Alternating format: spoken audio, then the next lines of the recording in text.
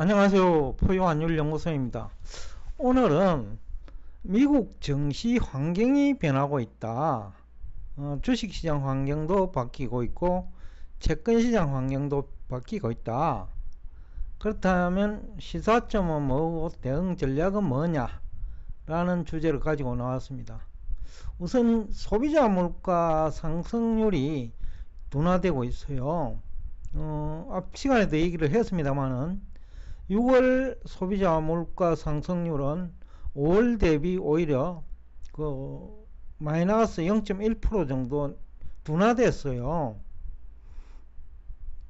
그동안 약 한 3년간이죠. 미국 증시 상승을 견인해 온 가장 중요한 요소가 적당한 물가 상승률인데, 이 부분에서 이제 둔화가 되니 연준 입장에서는 목표 달성을 하고 있다라는 자신감을 가질 수는 있겠지만은, 다른 한편으로 고용 둔화가 또 연준이 안고 있는 또 걱정거리죠. 그래서 연준 의장도 기준금리 인하를 시사하는 듯한 발언을 하고 있고요. 그런데 이제 증권시장 참여자 입장에서는 이것이 이제 경제 성장률 둔화를 또 초래하거든요. 결국 경제 성장률은 기업 매출액 증가율 둔화로 나타나고, 그 다음에 영업 실적이 이제 기대에 미치지 못할 수 있단 말이죠. 그러니까 이것은 이제 악재인데, 가계 부분에서 소비자 물가 상승률 둔화는 호재겠지만은 기업 입장에서는 이것이 이제 악재지요. 근데 연준은 또 이 문제를 또 해결해야 될 책임을 가지고 있고, 그래서 기준금리 인하 기대감도 확산되고 있지만은 연준 의장도 조만간 기준금리 인하를 할 듯한 그 다음에 발언을 하고 있어요. 그렇지만 아직까지 도매 물가가 상승 중에 있기 때문에, 도매 물가는 올 대비 한 0.2% 정도 올랐더라고요. 월 0.2%는 작은 건 아닌데, 근데 연준 목표 물가에 거의 준하는 물가 상승률이니까 이것이 결국 도매 물가가 어느 정도 0.2%라면 기준금리 인상을 억제할 수 있는 연준 의사결정에 크게 부담은 되지 않을 거다라는 생각을 할 수 있겠고요. 상황이 이제 이렇다 보니 국채 10년물 금리가 최근 3개월 만에 지금 최저치죠. 거의 4%대 초반에 아주 가깝게 와가 있는데, 그러다 보니까 이제 금리 영향력이 큰 중소형 주식, 즉 러셀 2000의 이런 기업이 많죠. 이쪽에 금리 부담이 완화될 수 있다는 인식이 이제 확산될 수 있고, 그래서 이제 금요일 날 이런 중소형주 주식이 올라온 것 같아요. 그 다음에 성장성은 낮지만은 안전한 기업, 다우존스 지금 지수에 30개 종목이 다 여기에 포함되죠. 그러니까 이런 주식 쪽으로 이제 에너지가 분산되고 있다. 그러니까 그러니까 지금 현재 주식시장 성격이 주식시장에서 채권시장으로도 자금이 이동하고 있고, 그 다음에 주식시장 내에서 에너지 분산이 일어나죠. 지금까지는 빅테크 중심으로, 즉 나스닥 100 중심으로 올라가지고 S&P 500이 지수가 올랐다면, 지금은 다우존스 쪽으로 이동하고 있고 또 러셀 2000 쪽으로 에너지 분산이 일어나고 있다. 이것이 이제 증시에 얼마나 호재가 될지는 또 점검해야 될 내용이 여러 개 있겠습니다만은, 일단은 증시 환경 변화는 부인할 수 없다. 그러면 여기서 우리는 어떻게 대응을 해야 되고 시사점은 뭐냐?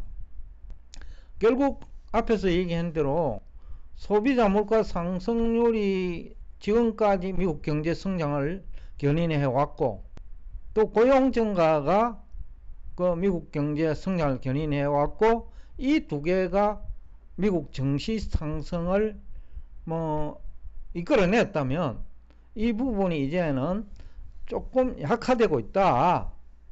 어느 정도 약화될지는 증시 환경하고도 또 관련돼 있어요. 그러니까 이건 조금 더 구체적인 뭐 점검이나 검토 필요한 사항인데, 일단 7월과 8월 통계가 아주 중요할 것 같다는 생각은 듭니다. 그 다음에 금리 부담이 큰 기업은 뭐 호재일 수 있겠어요. 반대로 이제 금리 부담이 크지 않았던 빅테크 기업은 그 성장률이 둔화되는 것이 이제 문제고, 물론 그 중에서도 뭐 여전히 성장 가능한 빅테크도 있을 거예요. 그렇지만 이제 에너지 분산이 일어나면서, 즉 빅테크 중심에서 다우존스 지수 쪽이나 러셀 2000 쪽이나 나스닥 100 이하 이런 쪽으로 돈이 이동하면 지수에는 큰 변화가 없거나 추가적인 상승이 있다 하더라도 종목별로는 상당한 변화가 있을 것 같아요. 그러니까 이 부분도 뭐 하나의 시사점이면서 대응 전략으로서 우리가 이제 염두에 둬야 된다, 그런 얘기를 하고 싶습니다. 그 다음에 이제 증시 에너지 분산이 되면 결국 돈은 정해지가 있는데, 에너지 분산이 여러 가지 의미가 있어요. 하나는 지금 이제 빅테크 중심으로, 즉 나스닥 100 중심으로 그 시장이 만들어져 왔는데, 에너지가 분산되면 나스닥 100 내지는 빅테크 쪽에 주가가 내릴 수가 있거든요. 쉽게 하면 돈이 묶인다는 거예요, 이쪽에. 그래서 얼마나 이 다른 시장으로 돈이 이동하는지가 중요하겠죠. 외환시장도 간밤에 보면 그 이틀 동안 일본 엔화 가치가 올랐단 말이죠. 여태까지 일본 그 은행이 그 외환시장에 여러 차례 개입했지만 효과가 없었는데, 최근 한 이틀 동안에는 161엔에서 달러당 157엔대까지 내려왔으니까 굉장히 짧은 시간에 상당히 많은 변화죠. 그래서 여하튼 지금 미국 증시는 그 변화의 그 초기 단계다. 그런데 이제 이 주식시장에 그 정보들이 빠른 속도로 그 투자자들한테 전달됐기 때문에 경우에 따라서는 이것이 상당히 영향이 있을 수도 있을 것 같고, 그나마 뭐 다행이라고 해야 되나, 아니면 뭐 불행이라고도 할 수 있는데, 그 아직도 국내도 그렇고 미국도 마찬가지일 거예요. 바람잡이들은 있다라는 거예요. 뭐 아직도 뭐 빅테크는 여전하다라는 바람잡이도 있을 거예요. 물론 그 중에 진짜 뭐 괜찮은 기업이 있어요.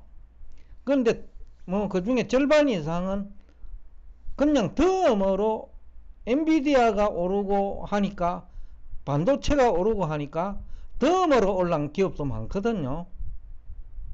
주가가 오른 기업입니다. 그런 기업은 뭐 상당히 영향이 있을 거로 보거든요.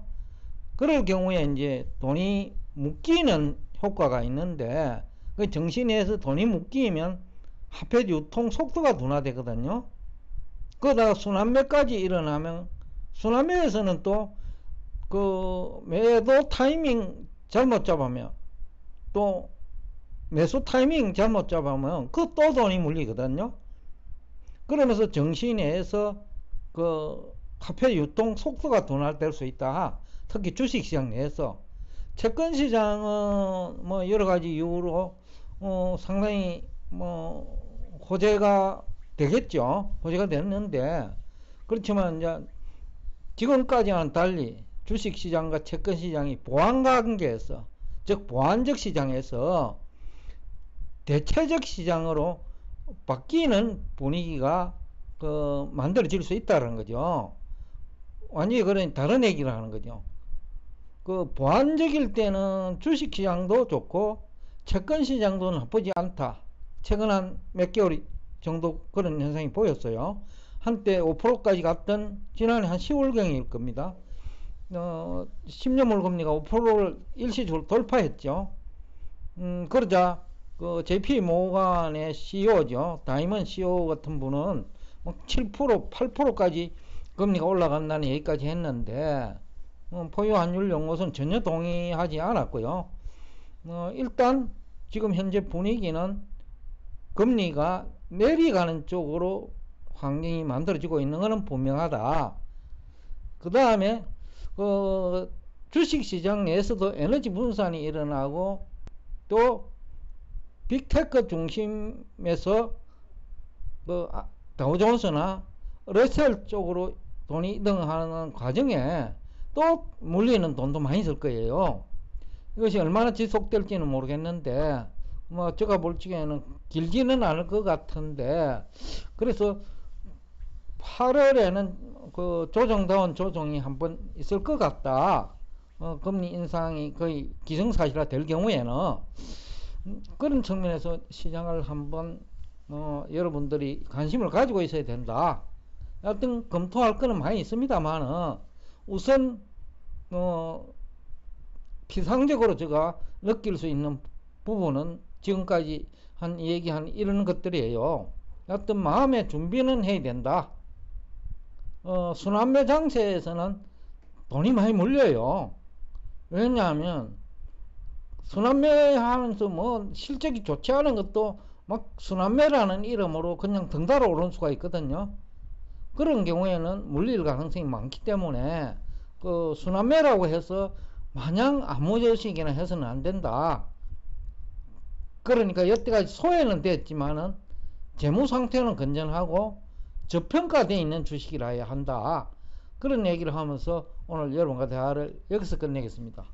하여튼 더 구체적인 거는 시간이 조금 가면서 또 다른 얘기를 할 수 있겠고, 또 모자라는 부분은 7월 28일 세미나에서 좀 더 중점적으로 점검해 보고자 합니다. 하여튼 점검해야 될 내용들은 많은 것 같아요.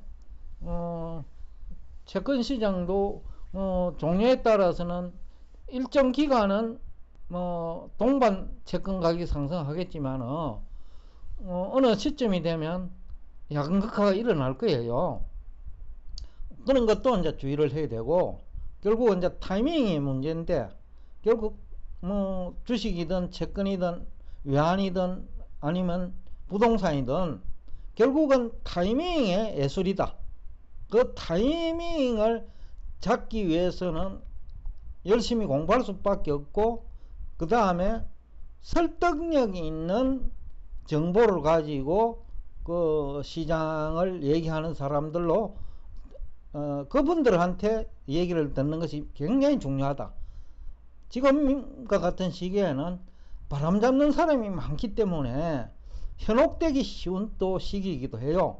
그러니까 철저하게 설득력 있는 정보를 가지고 논리를 전개하는지 그런 분을 찾아가지고 여러분들이 얘기를 듣지 않으면 또다시 큰 피해를 입을 수 있다라는 얘기를 하면서 오늘 여러분과 대화를 여기서 끝내겠습니다. 오늘도 끝까지 경청해 주셔서 대단히 감사합니다.